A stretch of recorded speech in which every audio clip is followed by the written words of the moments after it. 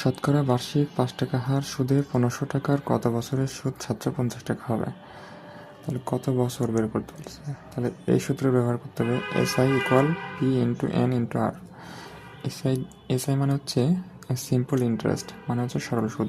সরল সুদ হচ্ছে ৭৫০ ইকুয়াল P হচ্ছে প্রিন্সিপাল মানে আসল হচ্ছে ১৫০০ টাকা, ১৫০০ ইন্টু N বের করতে বলছে, N ইন্টু ৫ টাকা হার সুদে। তাহলে ৫-এর সাথে পার্সেন্ট আছে, তাহলে ৫/১০০, পার্সেন্টের জন্য ১০০ লিখতে পারি। তাহলে ৭৫০ আর এই শূন্য কাটা, তাহলে থাকে কত? ১৫ দিয়ে ৫-এ গুণ করলে হবে ৭৫। তাহলে ৭৫N এ পাশে নিয়ে আসা যায়, এটাকে এ পাশে দেওয়া যায়। তাহলে ৭৫০/৭৫, এটা গুণ অবস্থা আছে, এ পাশে গেলে ভাগ হবে। তাহলে ৭৫ থেকে ৭৫০ কাটলে 10, তাহলে অতএব N এর মান হচ্ছে ১০ বছর।